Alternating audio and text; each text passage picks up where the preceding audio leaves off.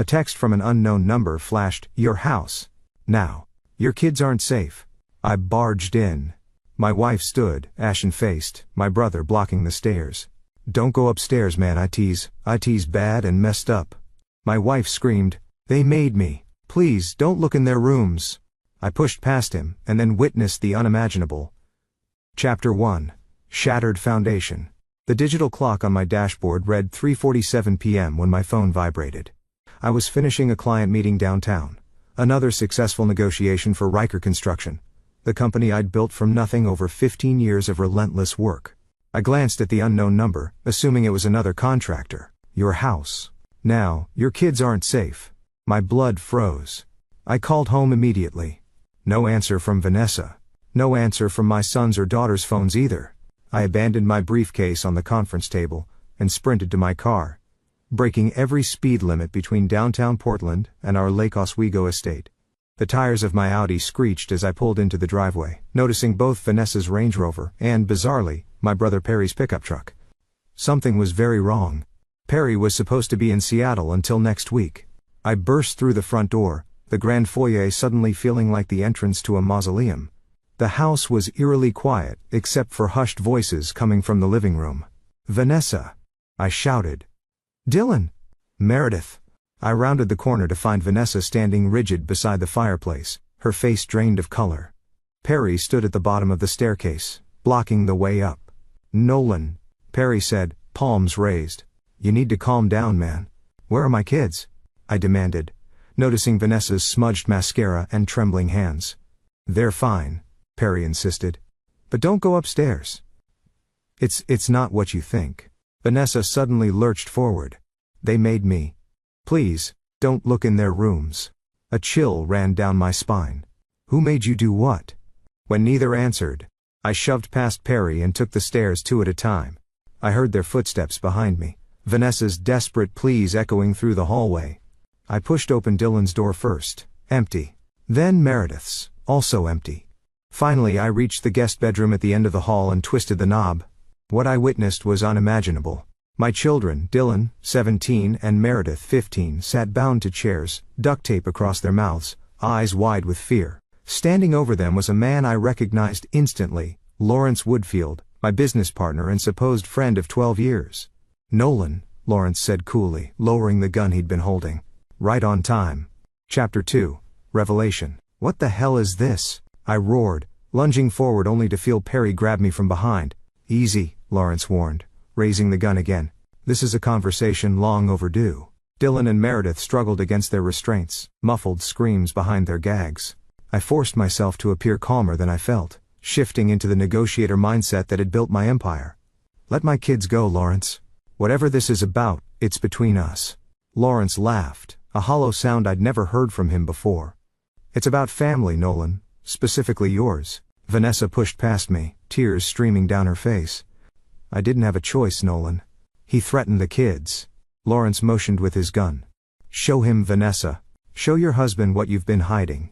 With shaking hands, Vanessa pulled a manila envelope from behind a dresser and handed it to me. Inside were photographs, dozens of them, spanning back years. Vanessa and Lawrence together, intimately. The timestamp showed a relationship that had been ongoing for nearly a decade. 8 years, Nolan," Lawrence said. 8 years I've been sleeping with your wife while you built us an empire." The revelation hit like a physical blow. 8 years meant, Meredith, I whispered, looking at my daughter, my supposed daughter, with new eyes.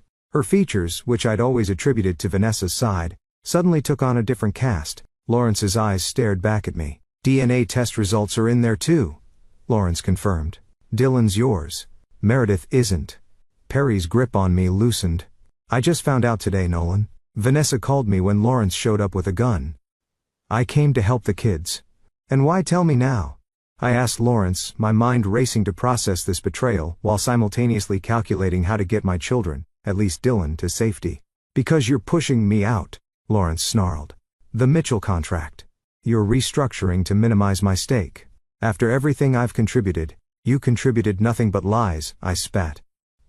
"I built Riker Construction. You rode my coattails." Lawrence pressed the gun to Meredith's temple, causing her to whimper behind the tape. "You think you can just discard me? That my daughter should grow up calling another man father? In that moment, rage crystallized within me into something cold and focused. I would get my family to safety. Then I would destroy everyone involved in this betrayal. Even if that included my wife of 20 years and the girl I'd raised as my daughter. What do you want? I asked, my voice deadly calm. New terms, 50% ownership, full partnership and acknowledgement of Meredith as my daughter. Behind us, sirens wailed in the distance. Lawrence's eyes widened. You called the police? He demanded of Vanessa. I didn't, she began, but Perry cut her off. I triggered the silent alarm when I first got here, he admitted. I was trying to buy time. Lawrence panicked, waving the gun between us. In that split second of distraction, I charged, tackling him to the ground. The gun discharged, the bullet splintering the ceiling as we wrestled. I slammed his wrist against the hardwood until the weapon clattered away.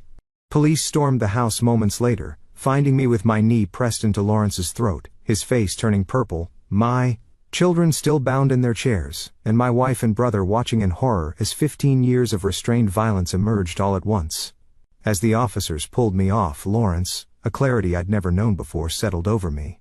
Every person in this room except Dylan had betrayed me, and I would never ever forgive any of them. Chapter 3. Aftermath. The next 48 hours passed in a haze of police statements, lawyer consultations, and uncomfortable hospital visits. Lawrence was arrested for kidnapping and assault. Vanessa, after extensive questioning, was released pending further investigation into her role in the incident.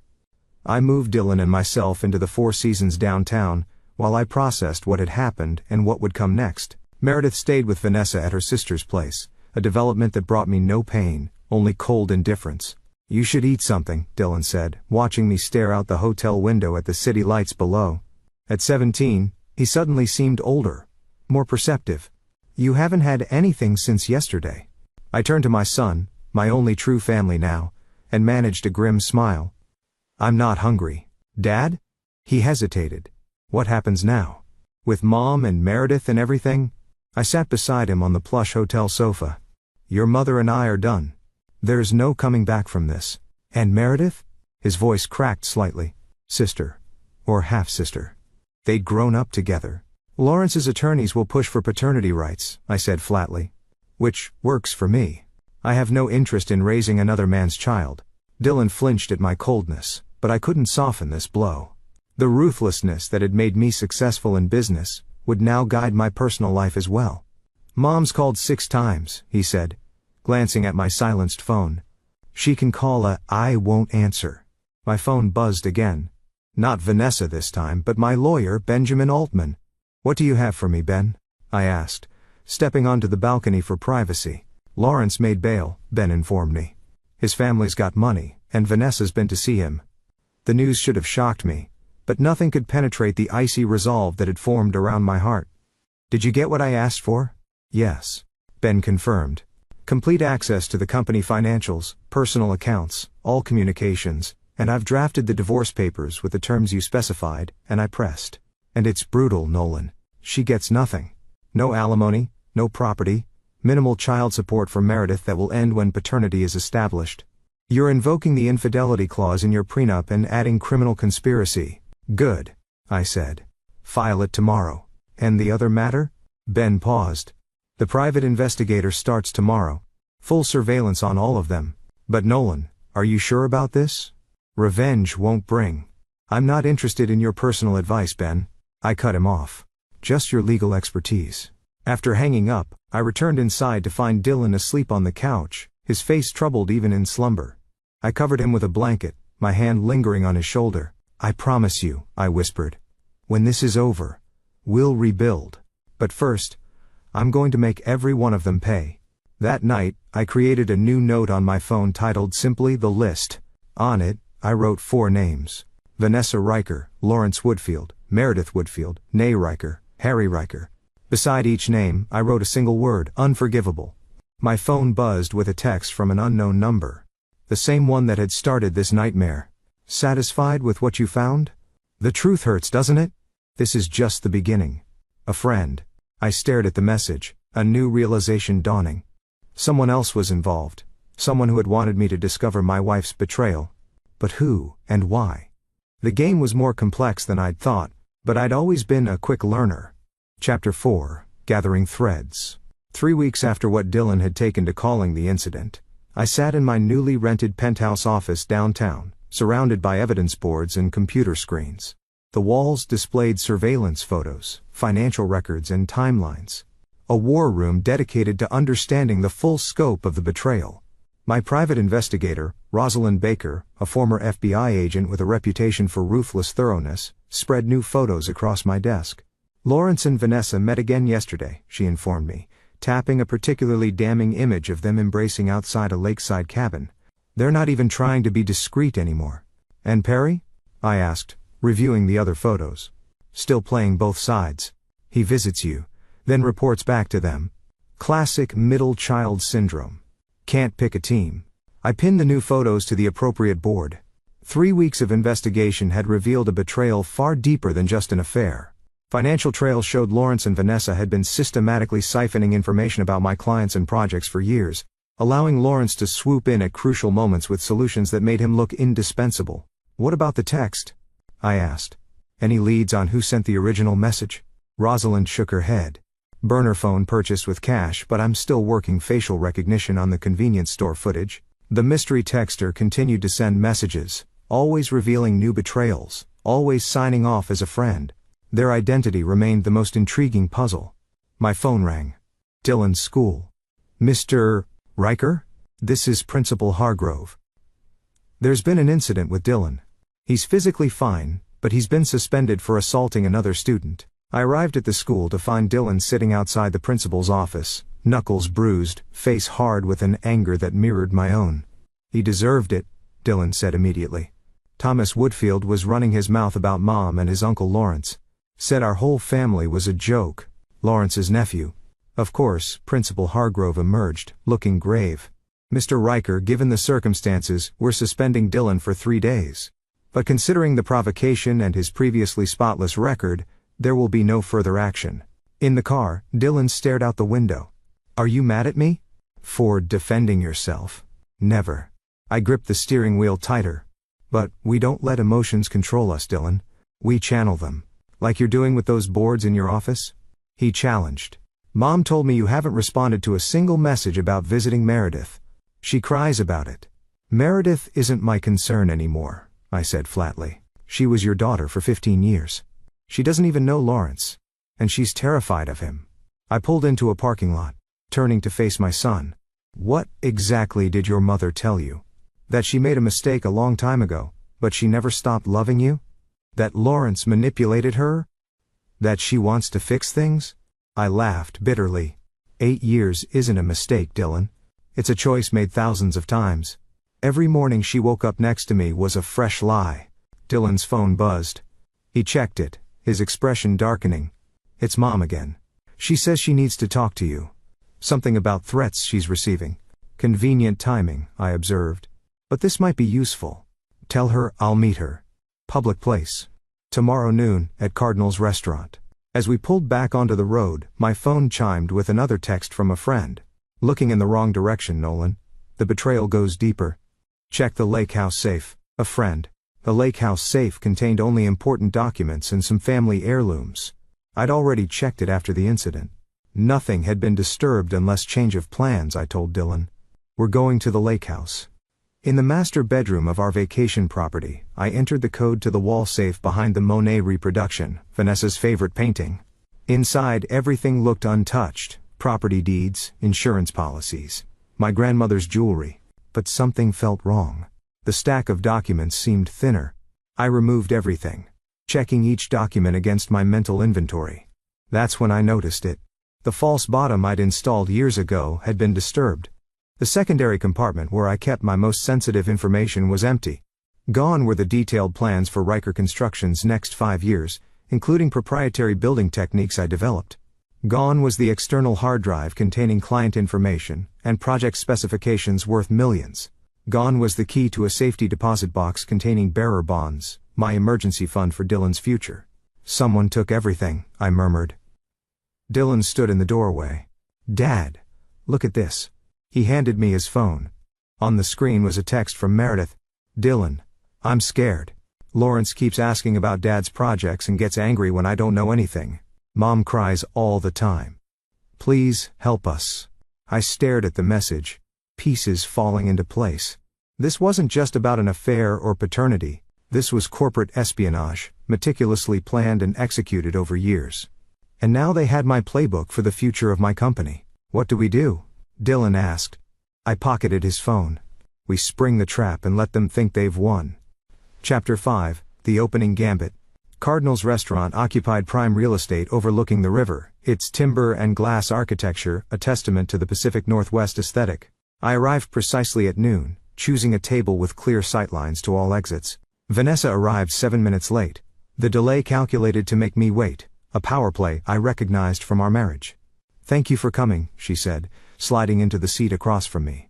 Despite everything, she was still beautiful. Honey blonde hair falling in waves around a face that had once been the center of my world. You mentioned threats, I said without preamble. Vanessa's eyes darted around before she reached into her purse, sliding a folded paper across the table. These started coming 3 days ago, slipped under my sister's door, left on my car. I unfolded the paper, printed in large block letters. I know what you stole. Return it, or suffer. Any idea what they're referring to? I asked, keeping my expression neutral. No. That's why I'm terrified. I haven't stolen anything. Her hand trembled as she reached for her water glass. I think Lawrence might have enemies. People who know about us. And how is Meredith handling all this? I asked, watching her reaction closely. Pain flashed across her face. She misses you. She doesn't understand why you won't see her. I think she understands more than you give her credit for, I countered. Has she been spending time with Lawrence? Vanessa hesitated. He wants to bond with her, but she refuses. Nolan, regardless of biology, you're her father. The only one she's ever known. I leaned forward. Tell me about the safe at the lake house, Vanessa. Her eyes widened slightly, a tell she'd never been able to control. What about it? Someone emptied the hidden compartment, took everything of value. I didn't know there was a hidden compartment, she protested. Lying still comes easily to you, I observed. I showed you that compartment on our 10th anniversary when I put your grandmother's necklace in there for safekeeping. Vanessa's face crumpled. Nolan, please. Whatever you think happened, it's not what you believe. Lawrence, he changed after you started pushing him out. Became obsessive, controlling. He threatened me, threatened the kids. Yet you still sleep with him, I said, sliding my phone across the table to show her the surveillance photos. She stared at the images, color draining from her face. You're having me followed? I'm documenting a criminal conspiracy, I corrected. Corporate espionage, theft of intellectual property, fraud. I never wanted any of this, she whispered. I made a mistake years ago, and it spiraled. Lawrence has leverage over me now. What leverage? Financial, she admitted. I've been moving money for him, helping him hide assets from his ex-wife. If it comes out, I could face charges. This was new information, useful, and the safe contents. Vanessa looked down. Lawrence made me tell him about it. Said he needed insurance against you. I didn't know what was in there, I swear. Our food arrived, neither of us having ordered. The waiter placed salmon for her, steak for me, our usual orders at this restaurant. Vanessa looked confused. I took the liberty, I explained. Old habits. This small gesture, remembering her favorite meal, accomplished exactly what I'd intended. A flicker of hope crossed her face. She thought she was making progress, that my resolve might be softening. Nolan, she said, reaching for my hand across the table. We built a life together. 20 years. That has to count for something. I allowed the contact briefly before withdrawing. It counted for everything. That's why your betrayal can never be forgiven. Her eyes filled with tears. What about Meredith? Will you see her at least? She's innocent in all this. No one is innocent, I said coldly. But, I'll consider it. On one condition. Anything. Vanessa said quickly. Give me the contents of the safe, everything Lawrence took. She hesitated. He keeps everything locked in his home office. I don't have access. Find a way, I insisted, or I'll proceed with charges against both of you. As we finished our meal in tense silence, my phone buzzed with a text from Dylan. Uncle Perry just showed up at the penthouse. Says he needs to talk to you urgently. Perfect timing. The pieces were moving exactly as planned. I have to go, I told Vanessa, signaling for the check. Think about what I said. You have 48 hours to get those materials back. As I stood to leave, she grabbed my wrist. Nolan, there's something else you should know. Those threatening notes? Lawrence is getting them too. Someone else is involved. Someone who knows everything. I nodded, as if this was news to me. 48 hours, Vanessa. Then I go to the FBI. Chapter 6, Hidden Pawns. Perry was pacing my penthouse living room when I arrived, looking like he hadn't slept in days. Dylan sat on the couch, watching his uncle with undisguised suspicion. Thanks for coming, Perry said nervously. I've been trying to reach you. I've been busy, I replied, pouring myself a scotch. What's so urgent? Perry glanced at Dylan. Maybe we should talk privately? Anything you have to say, you can say in front of my son, I insisted. Perry ran a hand through his hair, a gesture we shared inherited from our father. Lawrence is unraveling Nolan. He thinks someone's trying to destroy him. Karma's a bitch, I observed coldly. This is serious. He's paranoid, drinking heavily. He's convinced you're behind the threats. The break-ins at his office. I raised an eyebrow. Break-ins? Someone ransacked his home office 2 nights ago. Didn't take anything valuable, just papers, files. He's installed security cameras everywhere now.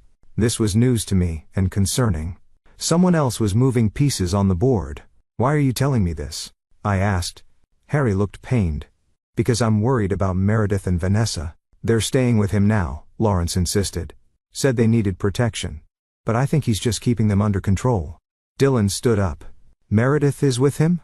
She told me she was at Aunt Clarissa's. Lawrence picked them up yesterday, Perry confirmed. Vanessa didn't want to go, but she always does what Lawrence wants in the end. I finished bitterly. Perry approached me, voice lowered. There's more. I found something in Lawrence's desk when I was at his house last week. A draft of new partnership papers for Riker Construction dated 3 years ago. He's been planning to take control of the company for years. Why show me this now? I demanded. You've clearly known about their relationship. I only found out recently, Perry insisted, after it all blew up. And I've been trying to figure out whose side to take. The fact that you had to think about it tells me everything I need to know, I said dismissively. Perry handed me a USB drive. Lawrence's financial records, bank accounts, including offshore ones, transactions between him and Vanessa going back years, and something else, payments to someone named Alexander Voss. Large payments. I took the drive, suspicious of this sudden cooperation. Why the change of heart, Perry? My brother looked ashamed. Lawrence approached me last month, wanted me to testify in the custody case for Meredith to say I'd witnessed you being abusive to Vanessa over the years. Dylan sucked in a breath. That's a lie. I know, Perry acknowledged. I refused. That's when I realized how far he was willing to go. This isn't just about an affair anymore, Nolan. He wants to destroy you completely. After Perry left, I plugged the USB into my computer, scanning the contents while Dylan watched over my shoulder. Can we trust him? Dylan asked. Absolutely not, I confirmed. But the information might still be useful. The financial records revealed exactly what Perry had described, plus something more troubling. Alexander Voss had received over $2 million from Lawrence in the past 5 years. Payments labeled only as consultation. Who's Alexander Voss? Dylan wondered. I shook my head. I don't know, but I intend to find out. My phone chimed with another text from a friend. Voss is the key. He's been watching you for years. Cabin 17, Mount Hood Forest. Midnight tomorrow. Come alone, a friend. I stared at the message, a cold feeling settling in my stomach. This mysterious ally knew too much, which made them dangerous. What is it? Dylan asked, noticing my expression. I showed him the message. Someone's been manipulating this situation from the beginning. I think it's time I find out who. You can't go alone, Dylan protested. It's obviously a trap.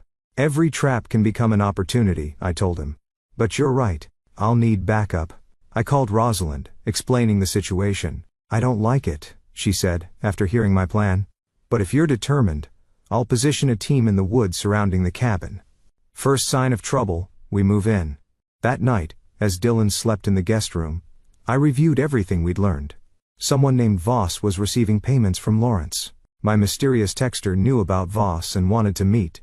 Perry had suddenly decided to help me after months of fence-sitting. Too many variables. Too many unknown players. My phone rang. Vanessa. I can get the files, she said without greeting. Lawrence keeps everything in a safe in his basement. I know the combination. When, I asked, tomorrow night he'll be at a client dinner until late. I can bring everything to you around midnight. The same time as my meeting with a friend. Not possible, I told her. I have an engagement. This is our only chance, Nolan, she insisted. He's talking about leaving the country, taking Meredith with him, using his money and connections to destroy you legally before he goes. I considered my options. Fine. The penthouse. 11:30 p.m. Come alone. After hanging up, I texted Rosalind. Change of plans. Need you at my penthouse at 11 tomorrow night. Vanessa is bringing the stolen files. Her response was immediate. What about the cabin meeting? I'll handle it, I assured her. Just be ready for a potential double cross at the penthouse. I went to bed that night with my mind racing, sensing that everything was coming to a head. Tomorrow would determine whether my plan succeeded or failed catastrophically. What I couldn't know was that someone else had been monitoring my communications all along, anticipating my every move, and preparing a counterstrike that would change everything. Chapter 7. Convergence. The next evening, rain pounded against the penthouse windows as I prepared for Vanessa's arrival. I'd sent Dylan to stay with his best friend's family for the night, ignoring his protests. Whatever happened, I didn't want him caught in the crossfire. At 10:45, Rosalind arrived with two of her team members, former military contractors who now worked for her private security firm. The building's secure, she informed me, checking her weapon before concealing it under her jacket. We've got eyes on all entrances. If this is a setup, we'll know before they make it to the elevator. And the cabin situation? I asked. My associate Martin is positioned there with thermal imaging. If anyone shows, we'll know. At 11:27, the security desk called to announce Vanessa's arrival. Rosalind and her team took positions out of sight while I stood by the floor-to-ceiling windows, back to the door, a deliberate power position. A minute later, the elevator dinged. It's open. I called, not turning around. Footsteps approached, too heavy for Vanessa. I spun around to find not my wife but Lawrence standing in my living room, Perry beside him looking deeply uncomfortable. Surprised? Lawrence asked, smirking. Not particularly, I replied, maintaining my composure. Where's Vanessa? Safe, Lawrence assured me. Unlike you. He pulled out a gun, the same one he'd used to threaten my children. Perry's eyes widened. Whoa, Lawrence. You said we were just going to talk. Plans change, Lawrence said dismissively. Your brother needs to understand his position. I kept my face impassive, knowing Rosalind was watching, waiting for my signal. And what position is that? One of complete defeat, Lawrence declared. I have your wife. I have your daughter. Well, my daughter. I have your company's future plans. By this time tomorrow, your clients will be jumping ship to my new venture. All that effort, I observed. 8 years of sleeping with my wife, stealing my intellectual property, paying off this mysterious Voss person. Tell me, was it worth it? Lawrence's expression faltered. How do you know about Voss? I know everything, Lawrence, I bluffed. Every offshore account. Every payoff. Every blackmail scheme. The question is, does Vanessa know what you've really been up to? Perry edged away from Lawrence, sensing the situation deteriorating. Lawrence, maybe we should just go. This isn't. Shut up. Lawrence snapped. Your brother destroyed my marriage years ago. Took clients that should have been mine. This is justice. I laughed coldly. This is pathetic. You couldn't build your own success, so you decided to steal mine, including my wife and child. Lawrence raised the gun higher. You always thought you were better than me. The self-made man who started with nothing. Did you ever tell Vanessa that your first major client came through my family connections? That without me, you'd still be pouring concrete foundations? Is that what this has been about? Wounded pride. It's about what's mine, Lawrence shouted. The company should have been equal partners from the beginning. Instead, you took majority control and treated me like an employee. I stepped closer, ignoring the gun. Because that's what you are, Lawrence. An employee. A mediocre one at that. Lawrence's hand trembled with rage. You think I won't shoot you? Right here. If that was your plan, you would have done it already, I observed calmly. Now put the gun down before my security team puts you down. On cue, Rosalind and her associates emerged from hiding. Weapons trained on Lawrence and Perry. Lawrence's face contorted with fury. You think this changes anything? I still have everything I need to destroy you. Not quite, came a female voice from the elevator. We all turned to see Vanessa standing there, clutching a large leather portfolio. Behind her stood Meredith, eyes red from crying. "What are you doing here?" Lawrence demanded. "You were supposed to wait in the car." "I'm done waiting," Vanessa declared. "Done hiding. Done being controlled." She stepped forward, placing the portfolio on my coffee table. Everything he took from the safe, all of it. Lawrence lunged for her, but Rosalind's associate intercepted him, disarming him with practiced efficiency. "You stupid bitch." Lawrence spat at Vanessa. "After everything I've done for you, you've done nothing but manipulate and threaten me for years," Vanessa replied, voice steady despite her evident fear. "Used my one mistake to control my entire life." She turned to me. "I can't undo what I did, Nolan. But I can stop it from destroying anything else." Harry stepped forward. "Nolan, I swear I didn't know about the gun. I thought we were just going to talk. Save it." I cut him off. "You chose your side long ago." Meredith approached me hesitantly. "Dad, I mean Nolan." "Not now," I interrupted, turning to Rosalind. "Get Lawrence secured. Perry too." "You can't hold me here," Perry protested. "Watch me," I replied coldly. As Rosalind's team zip-tied Lawrence and Perry, my phone buzzed with an alert from Martin at the cabin. Subject approaching cabin on foot. Male, approximately 60 years old, carrying briefcase. The mysterious friend had arrived at the meeting point. I showed the message to Rosalind. "I need to go. Now," she asked incredulously. "What about them?" She gestured to our captives. "Keep them secure. I'll be back in 2 hours." I turned to Vanessa and Meredith. "You two stay here as well? We're not finished." "Nolan, please," Vanessa began, but I was already heading for the elevator. "Dad, wait." Meredith called out, the word "dad" hitting me like a physical blow. I hesitated, then continued without looking back. As the elevator doors closed, I heard Lawrence's desperate voice. "He's going to see Voss. Stop him." The final piece was about to fall into place. Chapter 8. The Architect. The drive to Mount Hood took just over an hour. The forested road slick with rain and treacherous in the darkness. I kept the headlights off as I approached the cabin area, parking a quarter-mile away and proceeding on foot with only a small tactical flashlight to guide my way. Martin materialized from the trees like a ghost. Subject entered the cabin 20 minutes ago. No other movement since. "Anyone else in the area?" "Not that we've detected," he confirmed. "But visibility is poor in this weather." I handed him my phone. "If I'm not out in 30 minutes, call this number." I programmed an FBI agent, Teresa Hammond's direct line, a former client who owed me a favor. The cabin was small and rustic, a dim light visible through rain-streaked windows. I circled it once, confirming no other exits beyond the front door, and a small bathroom window too narrow for an adult to escape through. Taking a deep breath, I knocked firmly. "It's open," called a voice from inside. I entered cautiously, hand near the concealed weapon at my waist. The cabin's interior was spare, a table, 2 chairs, a small kitchenette, and a wood stove providing both heat and the room's only illumination. Seated at the table was an older man with silver hair and aristocratic features, dressed in an expensive suit despite the wilderness setting. Before him sat a leather briefcase and a bottle of bourbon with 2 glasses. "Nolan Riker," he greeted me. "Finally, we meet in person.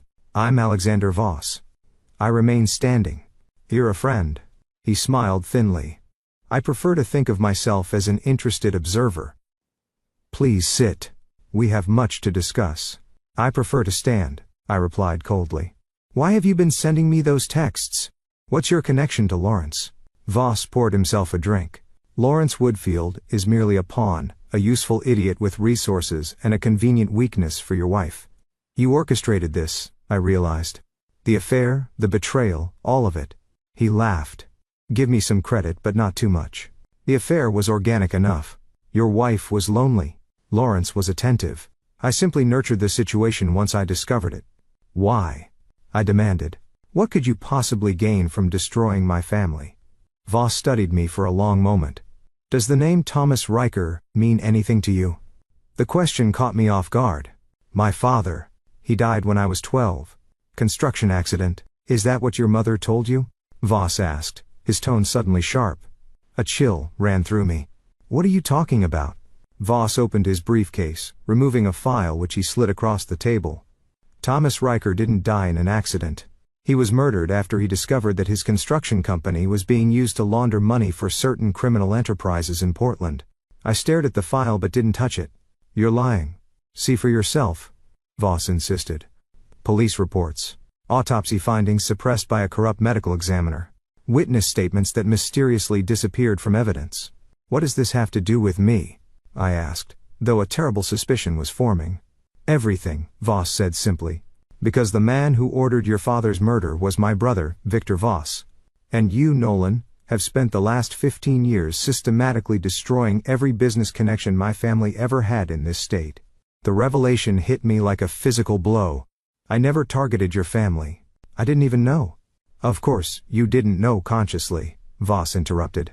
But subconsciously, you were drawn to the same industries, the same clients. One by one, you took contracts from companies connected to our interests. Cost us millions. So this was revenge, I concluded. For something I didn't even know I was doing. Voss shook his head. Not revenge. Insurance. I needed leverage over you before you destroyed everything. Lawrence provided that opportunity. By sleeping with my wife and fathering a child? I asked incredulously. The affair was convenient, Voss explained. But what I really needed was access to your business plans, your client relationships. Lawrence was motivated by greed and ego, the perfect combination for manipulation. I finally sat down, processing this information. You've been paying Lawrence to spy on me. I've been paying Lawrence to be my eyes inside your company, Voss corrected. To identify which of your moves might impact my family's interests. The affair with your wife was just a bonus. It gave him access to your home, your personal life, and the text that started all this. I asked, why expose them now? Voss smiled coldly.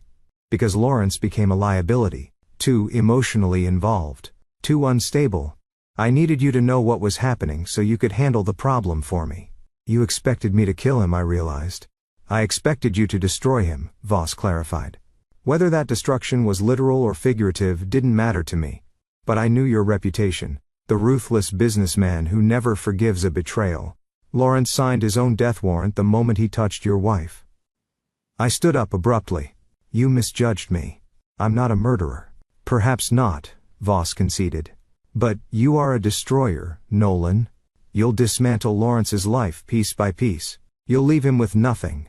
And once you're done, I'll step in to offer him a way out in exchange for certain considerations. And what about Vanessa, Meredith? Were they just collateral damage in your game?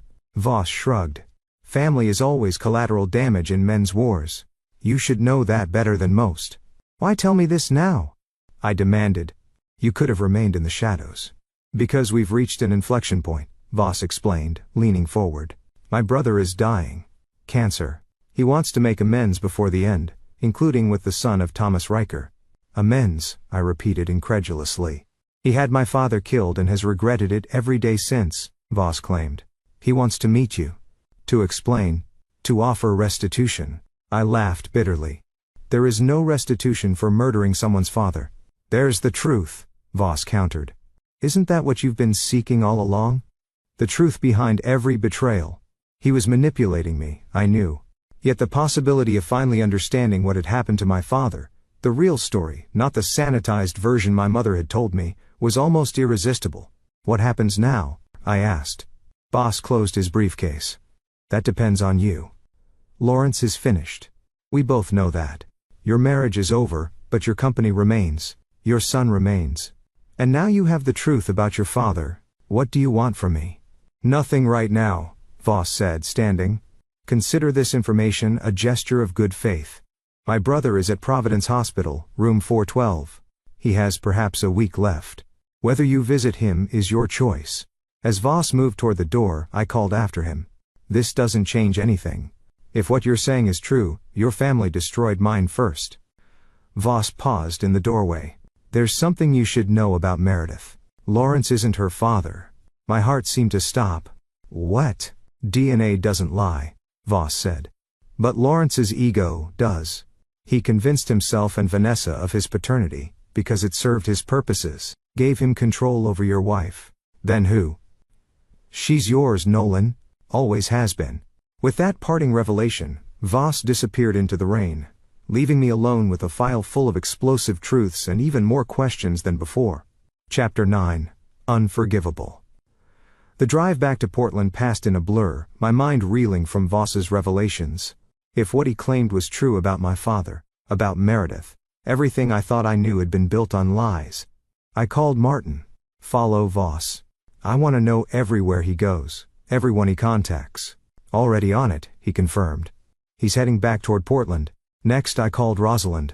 Any developments? Lawrence tried to escape, she reported. Got himself tasered for the effort. Perry's been cooperative, mostly crying about family loyalty. Vanessa and Meredith are waiting in the guest room, and the portfolio Vanessa brought. Everything seems to be there. All the files, the hard drive, even the safety deposit box key. I ended the call, then dialed a new number. Vanessa's obstetrician, Dr. Eliza Montgomery. Despite the late hour she answered, Dr. Montgomery, this is Nolan Riker. I apologize for calling at this hour but it's an emergency. Mr. Riker? Is everything alright with Vanessa or Meredith? I need to verify something about Meredith's birth, I said directly. Was a paternity test ever conducted? There was a long pause. Mr. Riker, you know I can't disclose. Doctor, my family is falling apart based on a claim about Meredith's paternity. I need to know the truth. Another pause. There was no paternity test because there was never any question. You were present for the birth. The blood typing matched. There was no reason to test. But if Lawrence Woodfield claimed paternity, that would be scientifically impossible, Dr. Montgomery interrupted. Meredith has a rare blood antigen that appears in your family line. Lawrence couldn't possibly be her biological father. Relief flooded through me, followed immediately by rage. They had lied about the most fundamental thing a parent could imagine, his own child's paternity. Thank you, doctor, I said, ending the call. By the time I reached the penthouse my course was set. This ended tonight. I found Lawrence and Perry still secured in the living room, Rosalind's team keeping watch. Vanessa and Meredith emerged from the guest room when they heard my arrival. Everyone sit down, I commanded, my voice leaving no room for argument. This ends now. Meredith looked terrified. Vanessa resigned. Lawrence remained defiant, while Perry seemed to have aged years in the hours I'd been gone. I've just come from a meeting with Alexander Voss, I announced, watching Lawrence's face drain of color. I know everything. The arrangement you had. The payments. The spying. Nolan, I can explain. Lawrence began. Shut up. I cut him off. You've said enough lies to last a lifetime. I turned to Vanessa. Did you know Meredith is my biological daughter? Vanessa's eyes widened in genuine shock. What? No, Lawrence said. Lawrence lied, I stated flatly. I just confirmed it with Dr. Montgomery. Meredith has the same rare blood antigen as my father and me. Lawrence couldn't possibly be her father. Meredith gasped, looking between us all in confusion. So, you are my real dad? I've always been your real dad, I told her, my voice softening slightly. Biology just confirms what was always true. Lawrence shook his head desperately. No, that's impossible, Vanessa told me. I never told you anything. Vanessa cried. You convinced me. You showed me supposed evidence. I nodded to Rosalind, who cut Lawrence's restraints. You have exactly 1 minute to explain yourself before I have you arrested for corporate espionage, kidnapping and fraud. Lawrence stood, rubbing his wrists. Voss approached me 5 years ago, said he needed information about your business dealings, offered a substantial payment. It seemed harmless at first, just reporting on contracts, clients, and my wife, my daughter. Were they just bonus prizes? I asked coldly. The affair started before Voss, Lawrence admitted, but he encouraged it, said it gave me leverage. When Vanessa got pregnant the second time, he suggested I claim paternity, created false evidence. You manipulated me for 15 years, Vanessa whispered, horror dawning on her face. Used my guilt over one mistake to control everything. I loved you, Lawrence insisted. Everything I did was for us. Enough, I interrupted. Here's what happens now. Lawrence, you're going to sign over your entire stake in Riker Construction. You're going to confess to corporate espionage in writing.